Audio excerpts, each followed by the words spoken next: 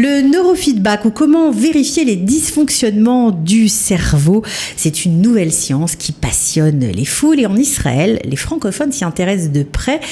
Pour en parler, nous avons le plaisir d'accueillir aujourd'hui Nathalie Prochovnik. C'est parti. Bonjour. Israël, comment ça marche ? Vous allez adorer comprendre Israël. Bonjour Nathalie. Bonjour. On est ravis de vous accueillir. Moi aussi. Alors, le neurofeedback, tout le monde en parle.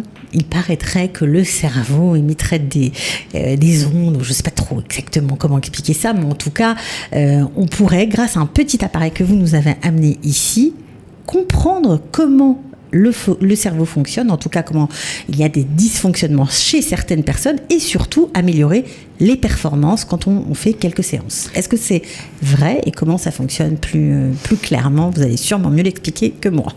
Alors, on va commencer tout simplement par l'étymologie du mot, c'est-à-dire neurofeedback, c'est ce qui concerne les neurones, et feedback, c'est un retour sur l'information sur la manière dont le cerveau fonctionne. C'est une méthode scientifique qui permet au cerveau de se rééquilibrer. C'est-à-dire que j'explique un peu comment ça se passe une séance.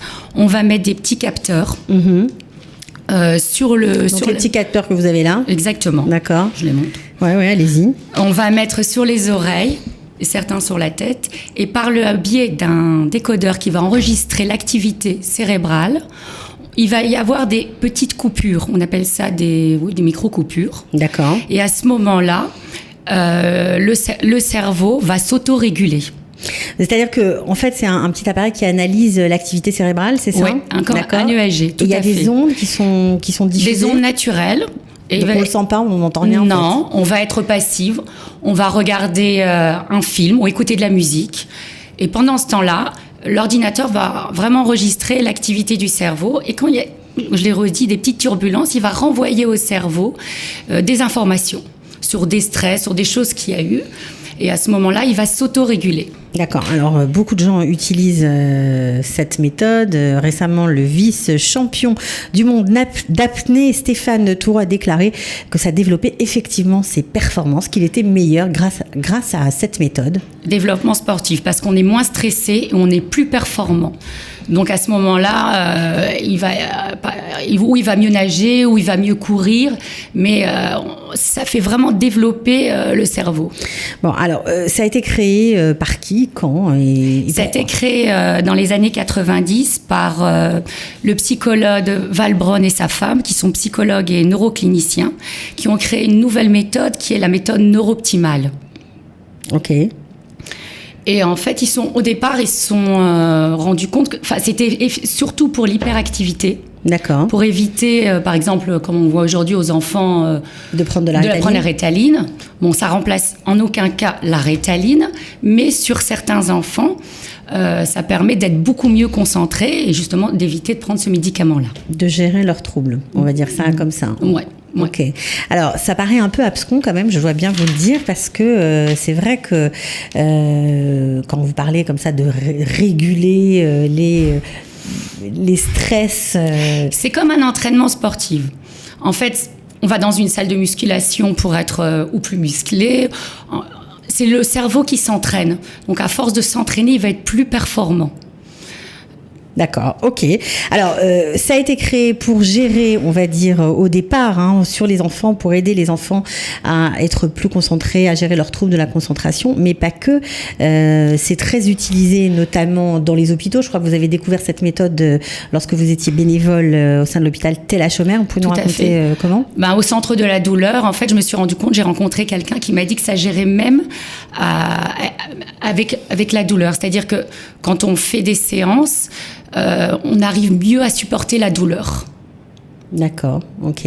Donc c'est comme ça que vous avez... Au départ, connu la méthode du neurofeedback. Parce que vous étiez bénévole là-bas, dans un service où il y avait Tout beaucoup à fait. Ok, d'accord. Alors, on ressent quand même un bien-être. C'est vraiment ce qu'il faut dire. C'est qu'après les séances, on ressent vraiment un bien-être.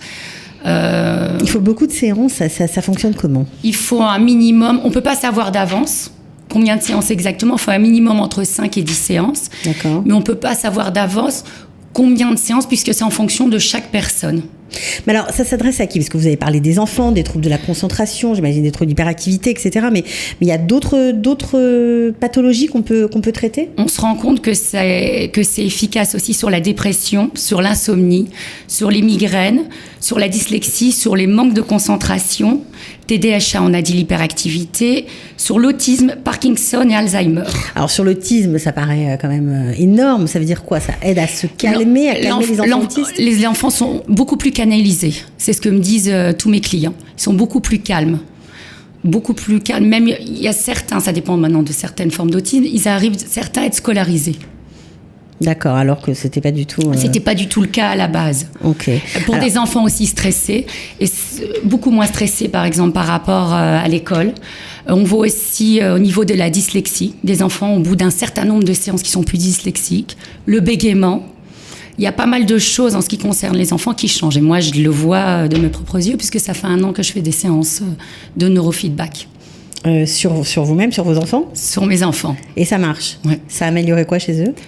Ils sont beaucoup plus calmes, beaucoup plus canalisés au niveau de la concentration et aussi sur le sport, dans le domaine du sport aussi, beaucoup dans plus... le domaine sportif. Bon, alors, est-ce qu'il y a des effets secondaires? Est-ce que tout le monde peut suivre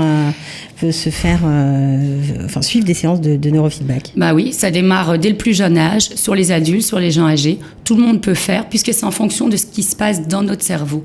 Donc, ça va être analysé en fonction de chaque personne. Tout le monde peut faire. C'est l'ordinateur qui analyse le cerveau de chacun en fonction de vos petits capteurs et des ondes qu'il reçoit, c'est ça? Oui, tout à fait. D'accord. Alors, bon, ok, on vous croit sur parole. Tout ça paraît un peu bizarre, mais bon. La personne est passive, elle regarde un film. Ça se passe comme ça.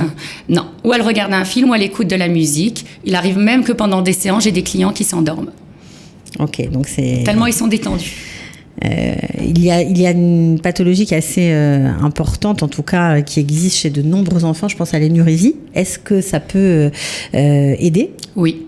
Au bout d'un certain nombre de séances aussi. Oui, puisqu'en fait, on sait que toutes ces pathologies, elles viennent d'un stress, de quelque chose qu'il y a dans la tête. D'un traumatisme passé. Donc en fait, l'ordinateur, il va régler tous ces problèmes-là. Donc au bout d'un certain nombre de séances, on voit qu'il y a une amélioration. Est-ce que vous travaillez, j'imagine, en parallèle avec d'autres médecins? Parce que si vous avez des gens quand même qui viennent vous me parler de pathologies quand même assez lourdes... Oui, ça remplace pas le médical. C'est-à-dire que je travaille en parallèle avec des psychologues, des psychiatres, des ostéopathes c'est que du paramédical, ça complémente, ça n'enlève pas... Par exemple, il y a des enfants qui ont besoin vraiment de la Ritaline. Et il y en a d'autres, on peut essayer de diminuer, mais c'est en parallèle avec tout ce qui est médical. Ça ne remplace pas les médicaments, en aucun cas. D'accord. C'est vraiment paramédical et ça complémente. C'est-à-dire que je travaille, en parallèle avec pas mal de médecins. Alors, est-ce que vous pouvez nous donner un cas pratique? Parce que je crois que c'est vraiment à travers un exemple ou plusieurs exemples qu'on va mieux comprendre de quelle façon cette méthode peut aider dans la vie courante. On ressent, quoi qu'il arrive, un bien-être. On a tous eu des stress par rapport à notre vécu.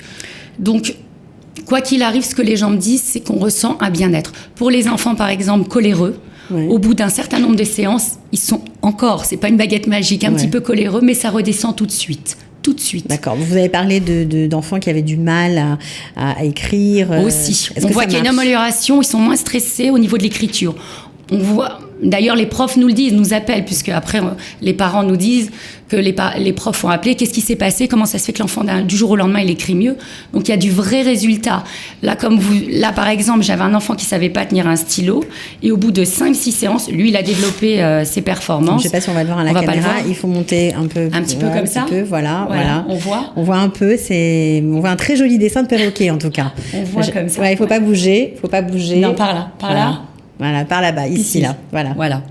Et en fait, ça lui a développé ses performances, c'est-à-dire qu'il a commencé à dessiner d'un seul coup.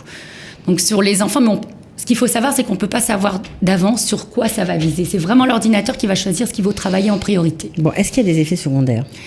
Les 3 premières séances, c'est pour ça qu'en général, je les fais rapprocher. Parfois, il y a des effets secondaires puisque ça fait ressortir des traumas. Donc, un manque de sommeil, de la fatigue, du stress. Mais c'est pour après aller mieux. Pas tout le monde ressent ça, mais parfois, les 3 premières séances... C'est-à-dire quoi, on pleure oui.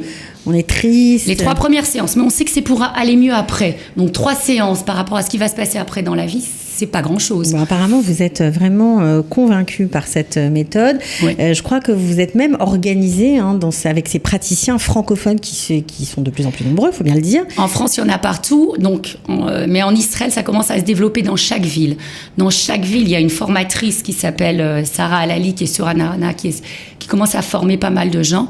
Dans chaque ville, il commence à y avoir des praticiens et praticiennes en Israël. D'accord, vous commencez à vous organiser. Oui, tout à fait. Bon, écoutez, on était ravis de vous accueillir, de voir un peu comment ça fonctionne. On n'a pas tout compris, évidemment. Je crois qu'il faut tester.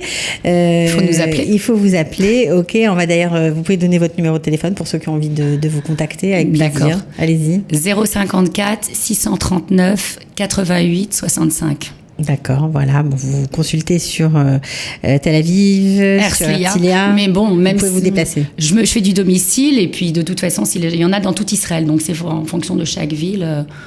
On peut trouver des praticiens. D'accord, ok. Bon, voilà. Merci beaucoup en tout cas, merci Nathalie de m'avoir reçu. Prochovnik, d'être venue. À très bientôt. Merci beaucoup, Ciao. Cathy. Bye. Au revoir. Israël, comment ça marche? Vous allez adorer comprendre Israël.